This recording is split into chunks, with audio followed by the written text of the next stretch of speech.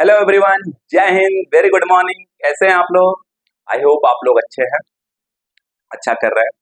और एक चीज ध्यान दीजिएगा प्लीज, पढ़ाई के साथ साथ आप लोग अपने मेंटल हेल्थ और फिजिकल हेल्थ का ध्यान दीजिएगा। आप हमारे बारे में जानते हैं, 2 दिन मेरी तबीयत खराब थी, 2 या 3 दिन तबीयत खराब थी, अभी भी हल्की खराबी है, आवाज सही नहीं आ रहा होगा आप लोगों को। इसी का कल हमने वीडियो अपलोड नहीं कर पाया, और परसों भी मतलब ओके 27 और 28 को वीडियो सही से अपलोड नहीं कर पाए, 28 को करंट अफेयर्स भी अपलोड नहीं कर पाए, हमको माफ करिएगा आप लोग। आज हम अभी 28 जून 2024 का करंट अफेयर्स अपलोड करेंगे, और इवनिंग में 29 जून 2024 का करंट अफेयर अपलोड करेंगे। ओके, तो प्लीज अपने मेंटल हेल्थ और फिजिकल हेल्थ का जरूर ध्यान दीजिएगा। चलिए तो स्टार्ट करते हैं। क्लास 28 जून 2024 का करंट अफेयर्स बहुत ही इंपॉर्टेंट है, तो प्लीज एंड तक जरूर देखिएगा, और अगर पसंद आए तो लाइक शेयर सब्सक्राइब जरूर करिएगा। चलिए स्टार्ट करते हैं। 28 जून 2024 करंट अफेयर ओके, ध्यान दीजिएगा। और अभी 28 जून कर रहे हैं, 2 डे का मतलब 29 जून का आज इवनिंग में हम लोग करेंगे करंट अफेयर्स आराम से। ओके, चलिए स्टार्ट करते हैं। Second military station, second military से रिलेटेड है, इसलिए बहुत ज्यादा इंपॉर्टेंट है, ध्यान दीजिएगा, अपने सेना से रिलेटेड है। Second military station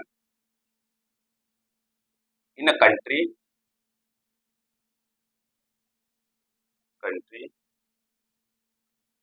to build a road of plastic waste.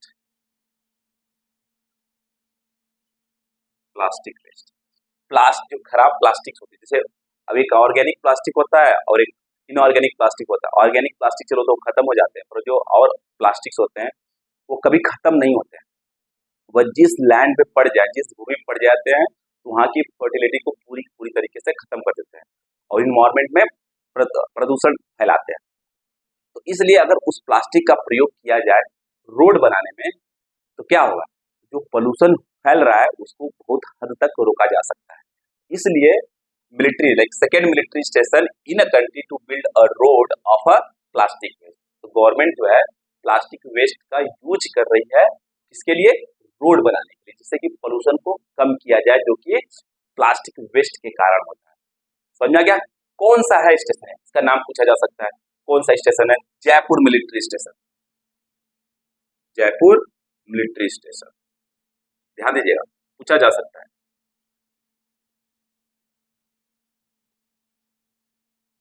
कितना लंबा बनाया गया? 100 मीटर का, केवल 100 मीटर, ध्यान दीजिएगा, 100 मीटर। समझना क्या? और ऐसा नहीं कि प्लास्टिक वेस्ट से बना है तो टेम्परेचर ज्यादा हो जाएगा तो मेल्ट हो जाएगा, नहीं, अच्छे तरीके से अदर मटेरियल्स को मिक्स किया जा रहा है, टेक्नोलॉजी का प्रॉपर प्रयोग किया जा रहा है, जो मेल्ट होने वाला नहीं है, ड्यूरेबल है for longer period of time.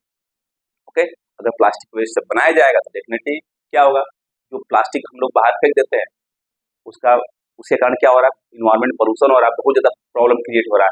हमारी जो भूमि है उसकी उसका उपजाऊ जो है कम होती चली जा रही है, मतलब फर्टिलिटी उसकी कम होती चली जा रही है। समझ में आ गया? इस प्लास्टिक को यूज करके हम लोग क्या बना सकते हैं, रोड बना सकते हैं। अब एक चीज आपको देखने में समझ में आ रहा होगा, यहाँ यूज हो रहा है second military station. First military station ही बना चुका हो कहीं रोड, तो पूछा जा सकता है एग्जाम में, ध्यान दीजिएगा। तो फर्स्ट मिलिट्री स्टेशन कौन सा है जिन्होंने प्लास्टिक वेस्ट का यूज करके रोड बनाया है? फर्स्ट मिलिट्री स्टेशन, ध्यान दीजिएगा,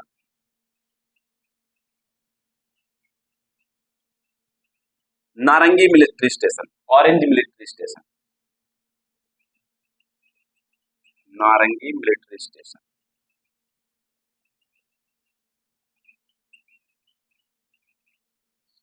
इन 2019, 2019 में जो नारंगी मिलिट्री स्टेशन है, उन्होंने प्लास्टिक वेस्ट का यूज करके रोड ऑलरेडी बना लिया है, जो कि अच्छे से चल रहा है।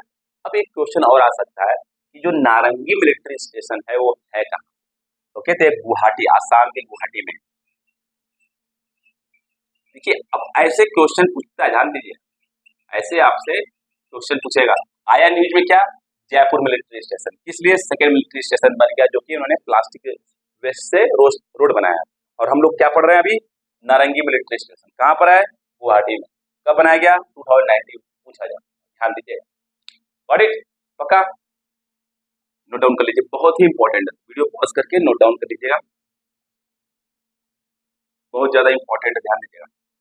नेक्स्ट है 18th लोकसभा का इलेक्शन भी हुआ, गवर्नमेंट भी फॉर्म हो गया, अभी 18th लोकसभा के स्पीकर चुने गए। तो पूछा जा सकता है कौन चुने गए। देखिए स्पीकर के बारे में अभी हम लोग क्या है, इंडियन पॉलिटी के अंदर पार्लियामेंट पढ़ रहे हैं, पार्लियामेंट के अंदर हम लोग स्पीकर के बारे में डिटेल में पढ़ेंगे, अच्छे से पढ़ेंगे, स्पीकर और डिप्टी स्पीकर के बारे में अच्छे से पढ़ेंगे। अभी जस्ट हम लोग देख लेते हैं न्यूज क्या है।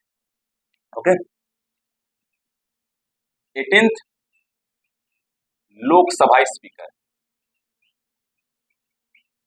किसे चुना गया? ओम बिरला, ओम बिरला जी को। और ये जो है 17th लोकसभा के भी स्पीकर रह चुके हैं। तो बहुत से ऐसे स्पीकर हैं, लगभग 6 स्पीकर ऐसे हैं जो कि 2 बार चुने जा चुके हैं, ध्यान दीजिएगा। तो ओम बिरला सेकेंड टाइम चुने गए हैं। 17th लोकसभा स्पीकर भी ओम बिरला जी थे, 2019 में इलेक्ट हुए। पक्का समझ आ गया? अब एक क्वेश्चन आ सकता है कि जो स्पीकर बनते हैं वो कहाँ से बनते हैं? जो लोकसभा के मेंबर होते हैं ना, उन्हीं में से स्पीकर बनाए जाते हैं। कौन बनाता है? तो लोकसभा के मेंबर ही चुनते हैं, लोकसभा के मेंबर ही चुनते हैं।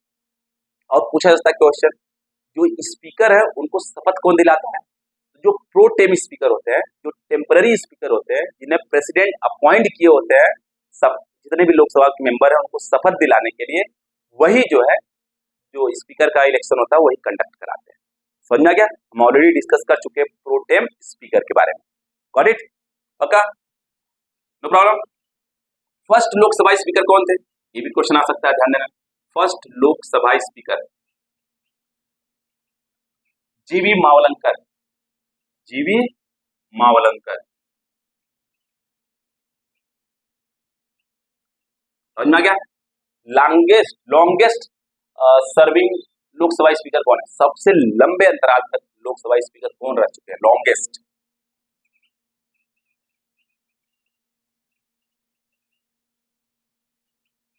लोकसभा स्पीकर बलराम झाझड़। कौन? अब देखिए क्वेश्चन क्या है, न्यूज में क्या है?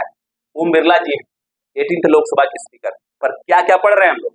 सब कुछ पढ़ रहे हैं, ध्यान दीजिएगा। ऐसे ही क्वेश्चन पूछा जाता है, कभी कदार ये नहीं पूछेंगे कि ओम बिरला कौन है 18th लोकसभा के स्पीकर, ये पूछा जा सकता है।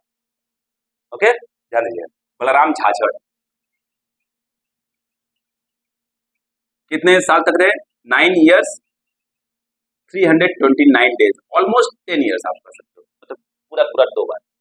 और जो स्मॉलेस्ट सर्विंग लोकसभा स्पीकर है वो कौन है? सबसे कम स्मॉलेस्ट सर्विंग लोकसभा स्पीकर कौन है? बलिराम भगत, बलिराम भगत, बलिराम भगत 14 days, 14 days। समझ में आ गया? और एक बहुत इंपॉर्टेंट क्वेश्चन आता है इससे, कौन से ऐसे स्पीकर हैं जिनको बाद में राष्ट्रपति भी चुना गया? डॉक्टर नीलम संजीव रेड्डी जी, डॉक्टर नीलम संजीव रेड्डी जी, यह 2 बार स्पीकर भी रह चुके हैं प्लस प्रेसिडेंट भी रह चुके हैं, प्रेसिडेंट ऑफ इंडिया। क्वेश्चन पूछा जा सकता है एग्जाम में, इसको ध्यान दीजिएगा। न्यूज में क्या थे? ओम बिरला साहब थे। और क्या क्या पढ़ रही है? ये सब पढ़ रही है। समझ में आ गया? तो आपको इंटरलिंक करना पड़ेगा, इसको ध्यान दीजिएगा, तभी जाके आप एग्जाम में परफॉर्म अच्छा से कर पाएंगे। हम लोकसभा स्पीकर के बारे में अच्छे से पढ़ेंगे, डिटेल में पढ़ेंगे, ध्यान दीजिएगा। लोकसभा स्पीकर पार्लियामेंट के अंदर डिटेल में पढ़ेंगे, उनके फंक्शंस क्या है, उनके पावर क्या है, उनको कैसे इलेक्ट किया जाता है, उनको कैसे रिमूव किया जाता है, सब कुछ डिटेल में अच्छे से पढ़ेंगे। Got it? तो नोट डाउन कर लीजिए, बहुत ही इंपॉर्टेंट है। Got it? नीलम संजीव रेड्डी जी जो कि लोकसभा स्पीकर भी रह चुके हैं और द हाईएस्ट पोस्ट में भी रह चुके हैं, president of India. Got it? Khalubar war memorial, Khalubar war memorial कहाँ है? Khalubar war memorial, Khalubar war memorial कहाँ, खालूबार वॉर मेमोरियल कहाँ पर है? पूछा जा सकता है। तो खालूबार वॉर मेमोरियल लद्दाख में, लद्दाख में कहाँ है? आर्यन वैली, आर्यन वैली, जो आर्यन की घाटी है वहां पर, कहां पर? लद्दाख में। देखिए कैसे क्वेश्चन पूछा जा सकता है, आर्यन वैली कहाँ है ये पूछा जा सकता है। चार ऑप्शन दे देगा, जम्मू एंड कश्मीर, लद्दाख, हिमाचल प्रदेश, अरुणाचल प्रदेश। अगर आपको पता है तो कर लोगे, लद्दाख में है।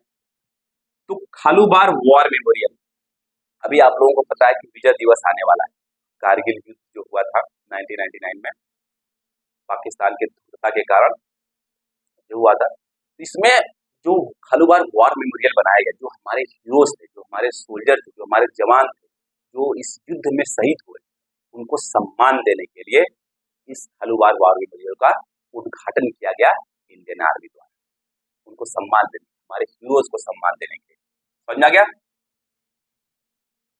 As a tribute, to pay a tribute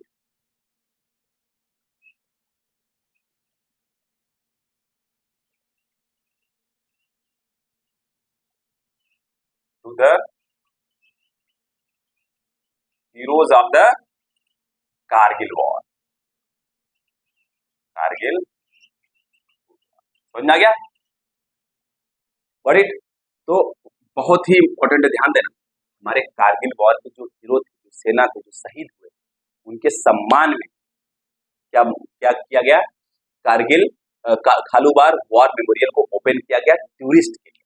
okay, और it is open, is open, हम लोग जाएंगे वहां पे, देख सकते हैं, सब सीख सकते हैं, open for tourist.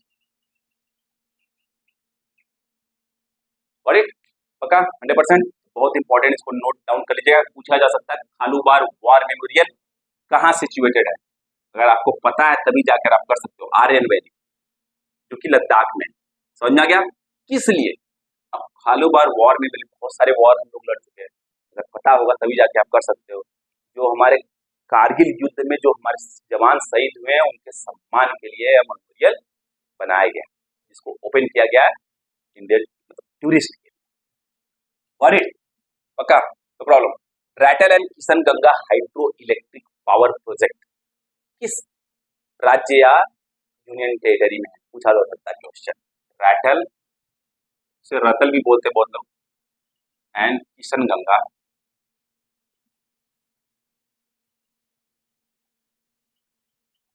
Kishanganga hydro electric power project,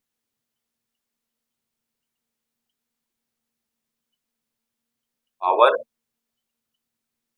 project कहां पर है? ये Jammu and Kashmir union territory. अभी जम्मू एंड कश्मीर क्या है? यूनियन टेरिटरी है, ध्यान दीजिएगा, Jammu and Kashmir union territory. Ratle जो हाइड्रो इलेक्ट्रिक पावर है वो चेनाब रिवर के ऊपर है, ऊपर है, चेनाब रिवर पर है, चेनाब रिवर। और जो किशनगंगा है वो ध्यान दीजिएगा, किशनगंगा जो है वो किशनगंगा रिवर पर ही है, किशनगंगा रिवर पर ही। Got it? और जो रैटल की कैपेसिटी है, जो रैटल हाइड्रो इलेक्ट्रिक पावर की कैपेसिटी है इलेक्ट्रिसिटी जनरेट करने की, वो कितनी है? 850 मेगावाट, 850 मेगावाट। और जो किशनगंगा जो प्रोजेक्ट है उसका कितना है?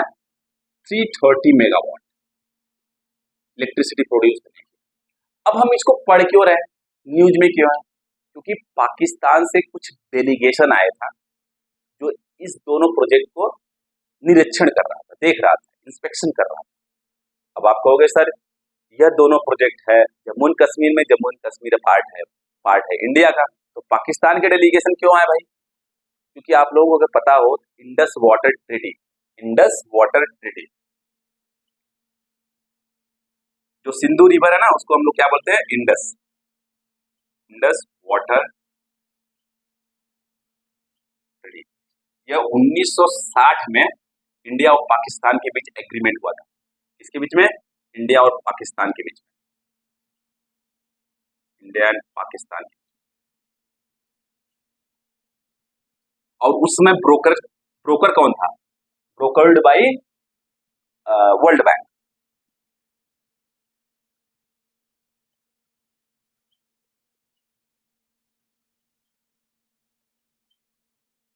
वर्ल्ड बैंक के सामने इंडिया और पाकिस्तान ने साइन किया था क्या?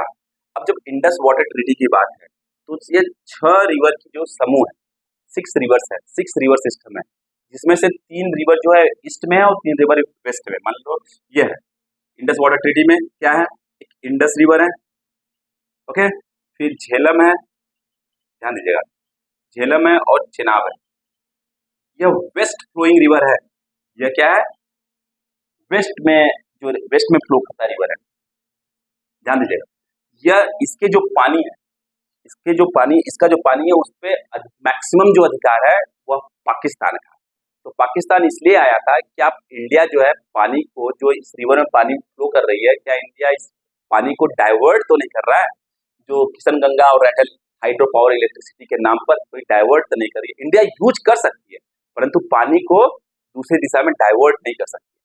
बात समझ में? इसीलिए तो किशन गंगा जो कि झेलम की ट्रिब्यूटरी है, किशन गंगा क्या है, झेलम की ट्रिब्यूटरी है, उस पर हम लोग क्या बनाए हैं, Kishan Ganga hydro electric power use कर रहे हैं, परंतु हम लोग पानी का डाइवर्ट नहीं कर रहे, जितना पानी यूज कर रहे हैं उसको छोड़ रहे हैं, जो कि पाकिस्तान के अंदर जा रहा है। ठीक उसी तरीके से रैटल किस पर है, चेनाब रिवर पर, उसके पानी को हम लोग यूज कर रहे हैं इलेक्ट्रिसिटी जनरेट करने पर, परंतु पानी को डाइवर्ट नहीं कर रहे हैं, पानी को दूसरी तरफ घुमा नहीं रहे हैं, पाकिस्तान की तरफ ही जा रहा है पानी।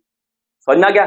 और 3 रिवर इसमें है, जो इंडस रिवर है वो 6 रिवर की समूह है, इसमें 3 रिवर ऐसे हैं, सो क्या बोलते हैं, सतलज, रावी और बियास।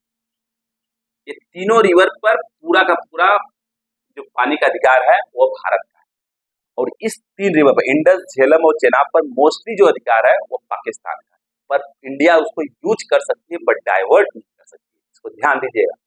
पक्का? No problem, 100%। इसी कारण, इसी को देखने के लिए पाकिस्तान के डेलीगेशन भारत आया था कि Ratle hydro electric power project के नाम पर या Kishan Ganga hydro electric power project के नाम पर इंडिया पानी को तो डाइवर्ट नहीं कर रहा, इसलिए आया था, देख के चलेंगे। समझना क्या? Got it? पक्का? तो कब साइन हुआ था? 1960 में। किसके अंदर में? Brokered by World Bank. Got it? पक्का? No problem, done, note down कर लीजिए। तो पूछा जा सकता है, ध्यान दीजिएगा, जो इंडस रिवर है, झेलम रिवर है, चेनाब रिवर है, ओके, सतलज है, रावी है, बियास है, इसके बारे में पूछा जा सकता है, ध्यान दीजिएगा, बहुत ही इंपॉर्टेंट है। International day against, international day, international day against drug abuse and illicit trafficking, okay, कब ऑब्जर्व किया जाता है, किस दिन? ऑब्जर्व ऑन 26 जून को, 26 जून को मनाया जाता है। क्या मनाया जाता है 26 जून को? International day against drug abuse. बहुत लोग ड्रग का मिसयूज कर रहे हैं, गलत तरीके से यूज कर रहे हैं, गलत दवाओं का सेवन कर रहे हैं, ओके, उसको रोकने के लिए, लोगों के अंदर अवेयरनेस, जागरूकता लाने के लिए कि आप जो दवाओं का उपयोग कर रहे हैं उस पर हेल्थ पे कितना इफेक्ट पड़ रहा है, गलत इफेक्ट पड़ रहा है, उसके लिए। और illicit trafficking, okay, illicit trafficking मतलब मान लो कि जो अवैध जो तस्करी होती है, अवैध तस्करी होती है दवाइयों का, उसको रोकने के लिए, लोगों के अंदर जागरूकता लाने के लिए। समझना क्या? पक्का? इसलिए मनाया जाता है। कब मनाया जाता है? 26 जून को। पहली बार कब मनाया गया था? देखो, एक का जो कोई भी डे मनाया जाता है, दिन मनाया जाता है, दिवस मनाया जाता है, इंटरनेशनल दिवस मनाया जाता है, वो हमेशा किसके द्वारा अनाउंस किया जाता है? यूनाइटेड नेशन द्वारा। इसको दिमाग में बैठा लीजिए, ओके। और यूनाइटेड नेशन ने 1987 में इसको अनाउंस किया था मनाने के लिए, और पहली बार 1988 में मनाया गया था। ध्यान दीजिएगा, फर्स्ट टाइम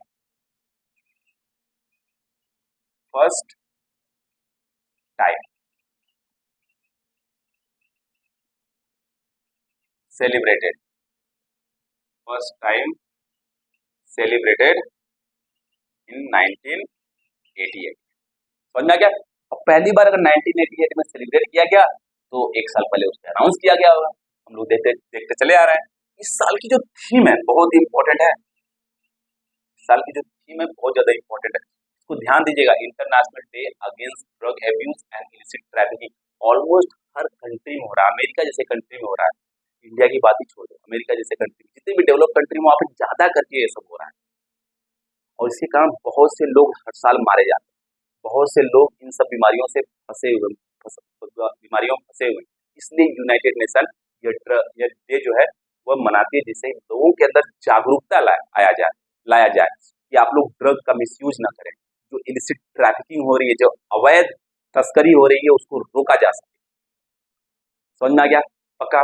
तो इस साल की जो थीम है वो बहुत ज्यादा इंपॉर्टेंट है, द एविडेंस। अब आप लोग कहोगे सर हर थीम ही इंपॉर्टेंट है तो मैं क्या करूं? कौन सा थीम याद करना है?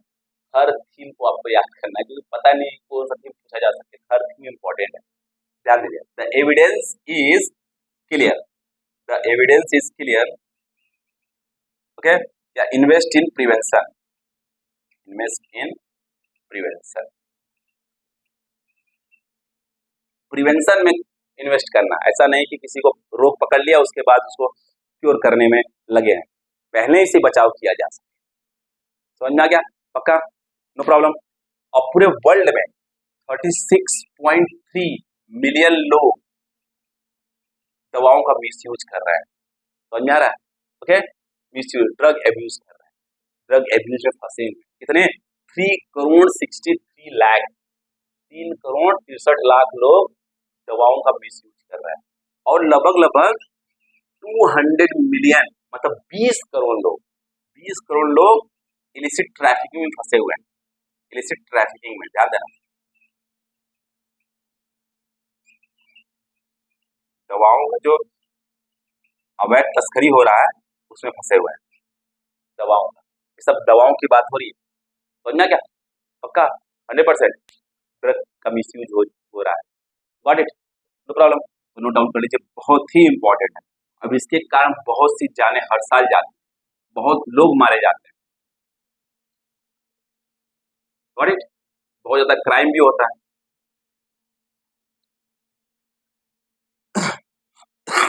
Adopt cleanliness, drive away disease. Adopt cleanliness, adopt cleanliness, drive away disease, drive away disease. स्वच्छता को अपनाओ और बीमारी को दूर भगाओ। यह अभियान किस किस मिनिस्ट्री द्वारा लॉन्च किया गया है? ध्यान देना, अडॉप्ट क्लीनिनेस, स्वच्छता को अपनाना है, ड्राइव अवे डिजीज, और बीमारी को दूर भगाना। अगर इसको देखेंगे तो 4 ऑप्शन दे देगा, 4 ऑप्शन दे देगा कि ministry of housing and urban affair पहला, दूसरा दे देगा ministry of health and family welfare, like that. ऐसे 2 ऑप्शन और दे देंगे। अगर आप इसको देखेंगे तो आपको लगेगा कि यार adopt cleanliness, drive away disease, disease से रिलेटेड है तो मिनिस्ट्री ऑफ हेल्थ ने लॉन्च किया होगा, पर नहीं, इसको मिनिस्ट्री ऑफ अर्बन अफेयर ने लॉन्च किया है। Okay, ministry of urban and housing affair ने लॉन्च किया है। समझ में आ गया? लॉन्च्ड बाय, ध्यान देना, पढ़ना है, ऐसे नहीं कि बस तुक्का लगा देना ऑप्शन, नहीं। Launched by ministry of housing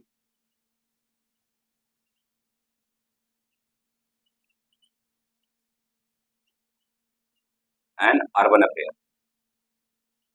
urban. Okay, अब कब से कब तक लॉन्च किया गया?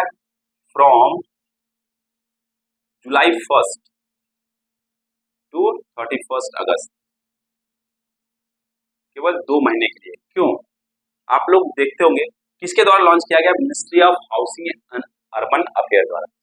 इसी समय बारिश होती है, आप लोगों को पता है, इसी समय बारिश होती है और शहरों में बारिश जमा होने लगती है, पानी जो है वो जमा होने लगती है। जब बारिश जमा होने लगती है, मतलब पानी जमा होने लगता है, तो क्या होता है? बहुत सी बीमारियां फैलने का डर होता है, जैसे डेंगू है, चिकनगुनिया है। इसके कारण क्या होता है? बहुत लोगों की जानें चली जाती है। तो इसीलिए कहा जा रहा है क्या? Adopt cleanliness, drive away disease, स्वच्छता अपनाओ, बीमारी को दूर भगाओ। What it? पक्का? No problem, 100%। तो कब से कब तक के लिए है? 1 जुलाई से 31 अगस्त तक। और इट ऑब्जेक्टिव इसका क्या है, देख लेते हैं objective. To prepare urban areas, वही जो बताया मैंने आपको, urban areas to meet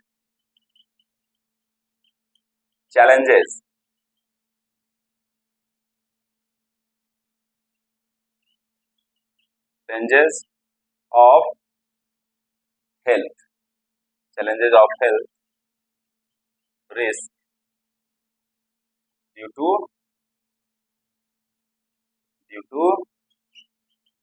rain in urban area.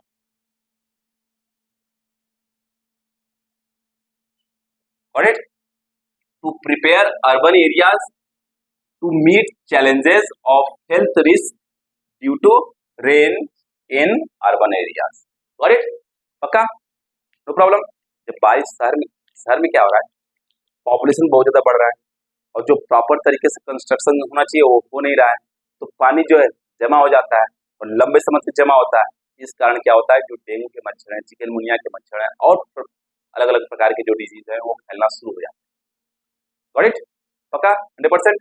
तो इसी को रोकने के लिए जो ministry of housing and urban affair है, उन्होंने एक इनिशिएटिव लॉन्च किया है जिसका नाम है adopt cleanliness and drive away disease. Got it? No problem. National diarrhoea initiative,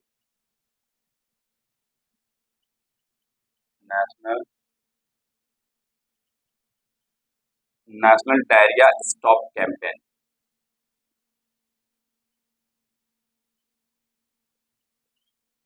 national diarrhoea stop campaign अब ये किसके द्वारा लॉन्च किया, किस मिनिस्ट्री द्वारा लॉन्च किया गया?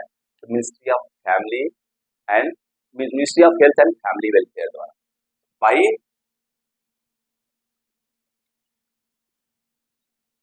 Ministry of health and family welfare,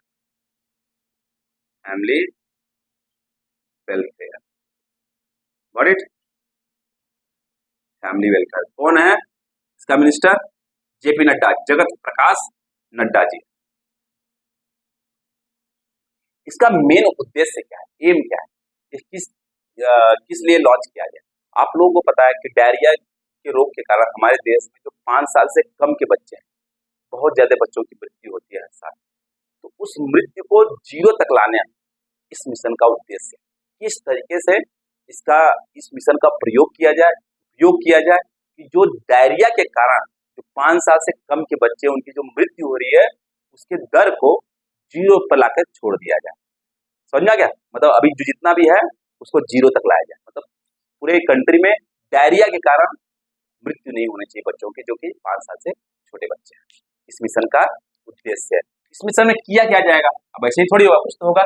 हाँ, आशा वर्कर्स जो होते हैं और आंगनवाड़ी वर्कर्स वह घर घर जाएंगी और बच्चों को ORS पिलाएंगे और जिंक टैबलेट देंगे। जिंक टैबलेट क्या होता है? जिंक टैबलेट बच्चों को शक्ति देता है डायरिया से लड़ने का। समझा गया? पक्का? 100%। जिंक की कमी के कारण डायरिया होने की संभावना ज्यादा हो जाती है। राइट? इसमें क्या होगा, जो आंगनवाड़ी वर्कर होंगी और ASHA worker, ASHA and anganwadi workers go to each and every houses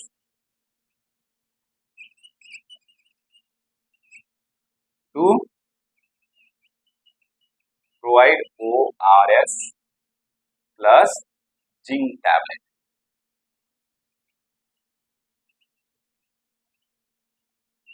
to children under 5 years of age, under 5 years of age। समझना क्या? पक्का?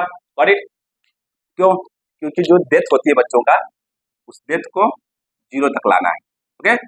डेथ को क्या करना है, मेन गोल है वो 0 नंबर पर लाकर खड़ा कर दे, मतलब एक ही बच्चा डायरिया के कारण मरना नहीं। इसलिए एक कैंपेन लॉन्च किया है। कैंपेन का नाम क्या है? National diarrhoea stop campaign. और इट राष्ट्रीय 10 बंद योजना, ओके, प्रोग्राम, योजना, जो भी आप कहना, got it, no problem. Okay, next, बहुत से बच्चों की मृत्यु होती है तो उसको रोकने की जरूरी है, उसको प्रॉपर तरीके से इम्प्लीमेंट किया जाए, वो जरूरी है। Javelin anti tank guided missile, javelin anti tank guided missile, किस किस कौन सी कंट्री ने बनाया इसको? सबसे पहला क्वेश्चन ये होना चाहिए, अमेरिका। हम लोग क्यों डिस्कस कर रहे हैं? क्योंकि अमेरिका और इंडिया इसका ज्वाइंट प्रोडक्शन करने वाला है इंडिया में, जैसा इंडियन आर्मी को रिक्वायरमेंट है, इसलिए हम लोग इसको डिस्कस कर रहे हैं। इंडिया एंड अमेरिका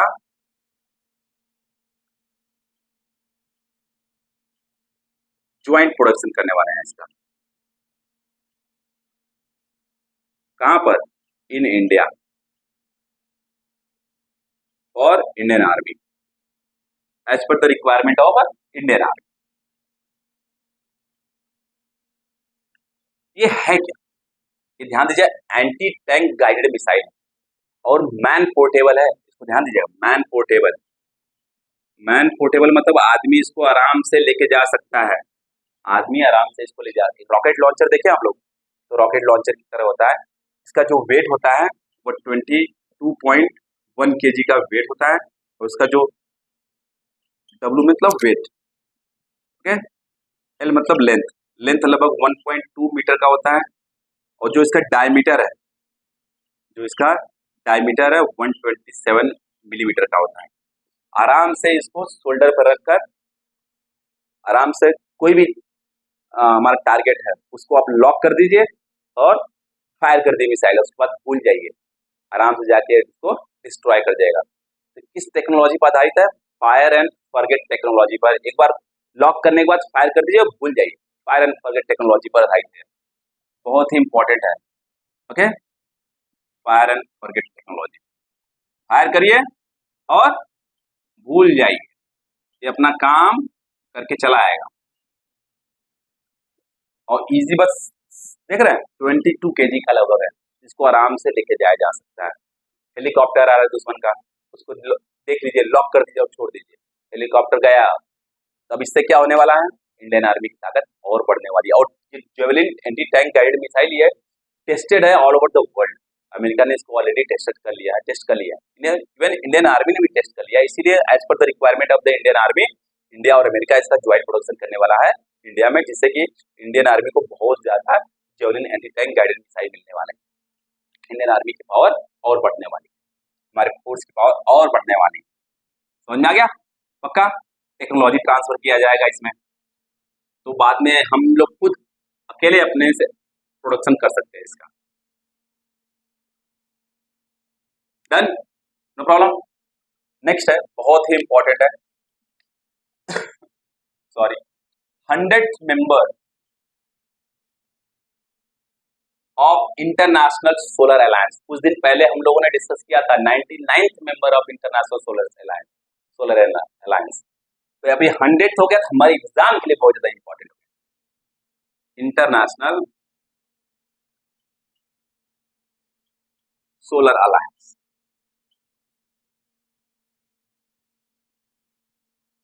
कौन है? पराग्वे। कुछ दिन पहले इसके बारे में और डिस्कस किए थे, पराग्वे कंट्री किस कॉन्टिनेंट के अंदर आती है? साउथ अमेरिकन कॉन्टिनेंट के अंदर आती है। किस किस कंट्री के साथ बॉर्डर शेयर करती है? बोलिविया के साथ और अर्जेंटीना के साथ और ब्राजील के साथ यह बॉर्डर शेयर करती है, साउथ अमेरिकन कंट्री है। समझ में आ गया? No problem. इसी बोलिविया, ब्राजील और पराग्वे में एक वेटलैंड पाया जाता है, world largest tropical wetland Pantanal, उसी के बारे में, वहां पे आग लग गई थी, उसी के बारे में हम लोग डिस्कस किए थे। तो दो बार पराग्वे न्यूज में आ गया, जिसके बारे में पूछा जा सकता है, इसके जियोग्राफिकल लोकेशन के बारे में पूछा जा सकता है, तो ध्यान दीजिएगा। तो पराग्वे क्या पराग्वे कौन सी कंट्री है? 100th मेंबर कंट्री है इंटरनेशनल सोलर अलायंस का। ओके, अब इंटरनेशनल सोलर अलायंस कब फॉर्म हुआ था, हम लोग बहुत बार डिस्कस कर चुके हैं, फिर से डिस्कस कर लेते हैं। 2015 में। किसके द्वारा? भाई इंडिया एंड फ्रांस द्वारा। इंडिया एंड फ्रांस द्वारा। अब तक 120 मेंबर कंट्री हैं जो कि इंटरनेशनल सोलर अलायंस के फ्रेमवर्क को साइन किया। मेंबर नहीं बने, मेंबर केवल 100 कंट्री बने हैं और 120 कंट्री ऐसे हैं जो कि इंटरनेशनल सोलर अलायंस के फ्रेमवर्क को साइन कर लिए। उनको पसंद आ गया, हो सकता है कि फ्यूचर में वो भी मेंबर बन जाए। रिसेंटली बांग्लादेश ने भी उसके फ्रेमवर्क को साइन किया, अभी मेंबर नहीं बना है, बांग्लादेश ने उसके फ्रेमवर्क को साइन किया। अब एक क्वेश्चन और है, 99 जो इंटरनेशनल सोलर अलायंस की मेंबर कंट्री है उसका नाम क्या है, बताइएगा कमेंट करके। ओके, 99 बता दे रहे हैं आप लोगों को, स्पेन। समझना क्या? आप लोग पता है आप ये किस लिए बनाया गया? आप देखिए, ये हमारा अर्थ है, ये इक्वेटर है, ये क्या है? ट्रॉपिक ऑफ कैंसर है, ये ट्रॉपिक ऑफ कैप्रिकॉर्न है। 23.5 डिग्री ये होता है नॉर्थ में, 23.5 डिग्री साउथ में। इसके बीच में जो रीजन होता है वो क्या होता है? ट्रॉपिकल रीजन होता है। अब यहाँ पे सनलाइट बहुत ज्यादा पड़ती है, हम आपको बता चुके हैं। सनलाइट अगर बहुत ज्यादा पड़ती है, अगर यहाँ पे सोलर पैनल होगा तो क्या होगा? सोलर पैनल का उपयोग करके अधिक से अधिक इलेक्ट्रिसिटी जनरेट किया जा सकता है। तो जो फॉसल फ्यूल पे, जैसे कोल पे या पेट्रोल पे या डीजल पे हम लोग निर्भर हैं इलेक्ट्रिसिटी बनाने के लिए, उसकी निर्भरता जो उस पर डिपेंडेंसी कम हो जाएगी, तो जो पोल्यूशन है वो कम हो जाएगा। समझ आया? हम लोग किधर बढ़ रहे हैं? क्लीन एनर्जी की तरफ बढ़ रहे हैं। इसलिए इस प्रोजेक्ट को लॉन्च किया गया था 2015 में बाय इंडिया एंड फ्रांस, क्योंकि फ्रांस के पास इसकी टेक्नोलॉजी थी। Got it? पक्का? No problem. इसलिए ध्यान दीजिएगा, यहाँ पे सनलाइट बहुत ज्यादा पड़ता है, डायरेक्ट पड़ता है, तो सोलर पैनल का उपयोग करके क्या कर सकते हैं? अधिक से अधिक सोलर एनर्जी का उत्पादन कर सकते हैं। और एक बहुत इंपॉर्टेंट और खबर है, न्यूज है, कर सकते हैं, इंडिया जो है सोलर प्रोडक्शन में दुनिया का तीसरा सबसे बड़ा कंट्री बन गया है। सोलर प्रोडक्शन में third largest okay country in the production of solar energy. India अभी जो है जापान को सरपास किया, जापान को जस्ट क्रॉस किया। पहले क्या था? 4th नंबर का था, कुछ दिन पहले हम लोग डिस्कस किए थे। ओके, सौर ऊर्जा के उत्पादन में इंडिया चौथा स्थान रखता है पूरे विश्व में, जापान तीसरा स्थान रखता है। अब इंडिया जो है तीसरा स्थान पर आ गया, 3rd प्लेस पे इंडिया। Got it? पक्का? पूछा जा सकता है। फर्स्ट पे कौन है? चाइना। सेकंड पे कौन है?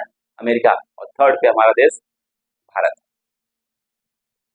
Last news of the day आज का नहीं, 28 जून का है। सेंट्रल इलेक्ट्रॉनिक लिमिटेड, अब ये न्यूज में क्यों है? सेंट्रल इलेक्ट्रॉनिक लिमिटेड, कुछ बात हुई होगी तभी न्यूज में है।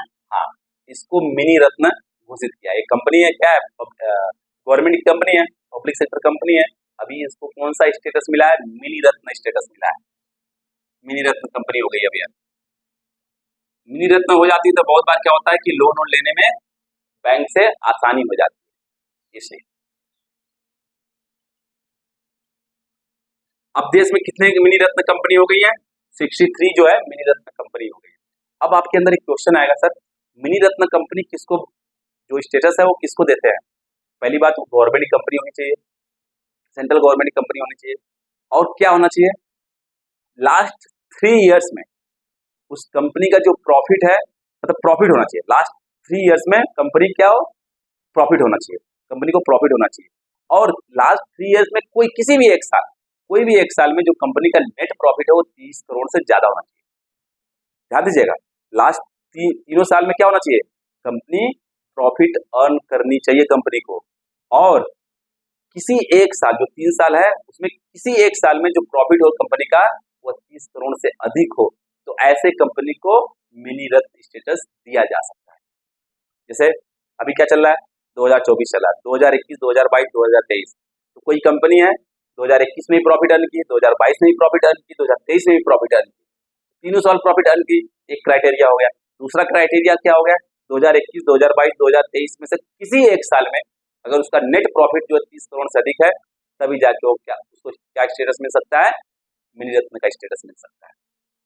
समझ आ गया? तो कुछ मिनी रत्न होती हैं, कुछ ओके, नवरत्न होती हैं, कुछ महारत्न होती हैं। तो महारत्न में कितनी कंपनी है, कुछ दिन पहले हम लोग डिस्कस किए थे, 13 कंपनी है महारत्न, ध्यान देना। ओके, और इसके द्वारा दिया गया स्टेटस है जितेंद्र सिंह द्वारा, भाई जितेंद्र सिंह। अब जितेंद्र सिंह कौन है, minister of science and technology. क्या है, minister of science and technology.